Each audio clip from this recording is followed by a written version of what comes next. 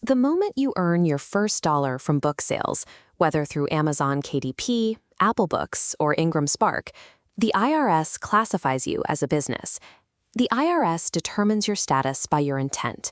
Publishing regularly and marketing books with a profit motive establishes you as a business owner who is required to report that income. First, gather your 1099 forms, your expense receipts, and your previous tax return. We will work through this in 3 steps: reporting income correctly, lowering the total bill through legal deductions, and setting up quarterly payments to prevent underpayment penalties. Formalizing your writing as a business provides the structure needed to manage these tax liabilities and prevent royalties from being depleted by IRS interest and penalties. This is a Form 1099 NEC.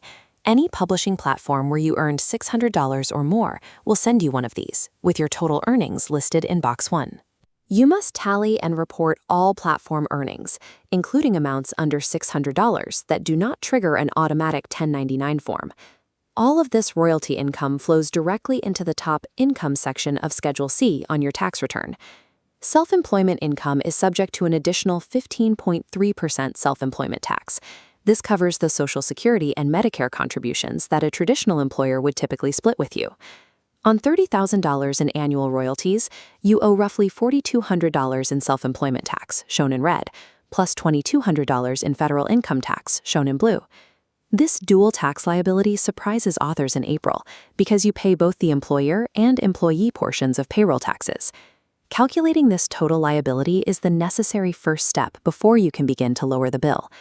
You can reduce the total amount subject to that 15.3% tax by utilizing business deductions to shrink your taxable income. A sole proprietorship operating on Schedule C is sufficient to claim these expenses. You do not need an LLC to take advantage of these write-offs. This chart lists the 3 primary categories of eligible author expenses.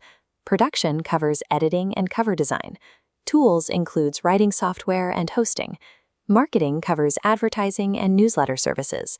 The home office deduction is available to authors who use a dedicated space regularly and exclusively for their writing business. The simplified method shown here allows you to multiply the square footage of your writing space by $5, creating a deduction of up to $1,500. Each dollar claimed through these deductions is shielded from both federal income tax and the self-employment tax. Because no employer withholds taxes from your royalty deposits, the responsibility for making these payments to the IRS falls entirely on you. The IRS requires estimated tax payments 4 times a year. These dates are April 15th, June 15th, September 15th, and January 15th. To avoid underpayment penalties, you can use the safe harbor method. Divide last year's total tax liability by 4 and pay that amount each quarter. Maintaining a dedicated secondary checking account specifically for your writing business prevents your personal and professional finances from mixing. Direct publishing deposits here and pay only for software, your editor fees, and other business expenses.